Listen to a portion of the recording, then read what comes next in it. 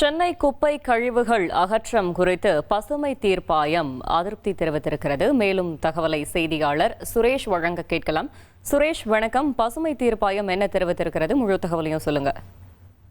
வணக்கம். சென்னை பெருங்குடி கொடுந்தையூர் குப்பை கிடங்குகள்ல தேங்கி இருக்கக்கூடிய அந்த குப்பைகள்ல ஏற்படக்கூடிய துர்நாற்றம், அவற்றை அகற்றுறதுல ஏற்பட பிரச்சனை சம்பந்தமா ஒரு நாளிதழில் வெளியான செய்தியின் அடிப்படையில தென்மண்டல தேசிய பசுமை தீர்ப்பாயம் தாமா முன் வந்து ஒரு வழக்கு விசாரணைக்கு எடுத்திருக்குது. இந்த வழக்கை விசாரித்த தீர்ப்பாயத்தினுடைய நீதித்துறை உறுப்பினர் நீதிபதி புஷ்பா சத்யநாராயணா தலைமையிலான அமர்வு இந்த வழக்கு விசாரணைக்கு வந்த போது சென்னையில வந்து இந்த கழிவுகளை சேகரித்து நிர்வகிக்கக்கூடிய பொறுப்பு வந்து 2 தனியார் நிறுவனங்கள்ட்ட ஒப்படைக்கப்பட்டிருக்குதுன்னு சொல்லிட்டு சென்னை மாநகராட்சி தரப்புல அறிக்கை தாக்கல் செய்யப்பட்டது. அது மட்டும் இல்லாம இந்த குப்பை கிடங்குல தேங்கி இருக்கக்கூடிய 95 லட்சம் டன் கழிவுகள் வந்து அகற்றுவதற்கான ஆய்வுகள் மேற்கொள்ளப்பட்டு வருவதாகவும் அந்த அறிக்கையில தெரிவிக்கப்பட்டிருக்கு.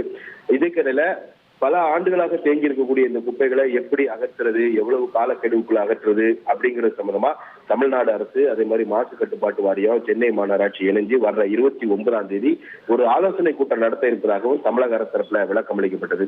இந்த எல்லா வாதங்களையும் கேட்ட தீர்ப்பாயம் என்ன சொல்லுதுன்னா, குப்பைகள் அகற்றுவதை பொறுத்த வரைக்கும் தனியார் நிறுவனங்களுடைய பங்கு பொறுப்பு என்ன, எவ்வளவு காலக்கெடுவுக்குள்ள இந்த குப்பைகள் அகற்றப்படும், இந்த விவரங்கள்லாம் வந்து அறிக்கையில இல்ல அப்படின்னு ஒரு அதிருப்தியை வந்து தீர்ப்பாயம் பதிவு செஞ்சிருக்குது.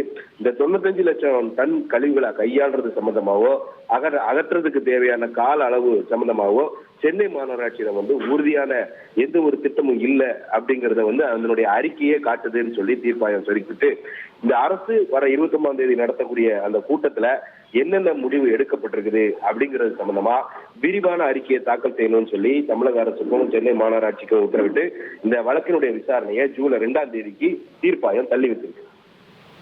தகவல்களுக்கு நன்றி சுரேஷ். இனி செல்லும் இடமெல்லாம் செய்தி. தந்தை டிவியின் வாட்ஸ்அப் சேனலை ஃபாலோ பண்ணினா செல்லருக்கும் இடமெல்லாம் செய்தி. இதோ QR கோட் இப்பவே ஸ்கேன் பண்ணுங்க, ஃபாலோ பண்ணுங்க.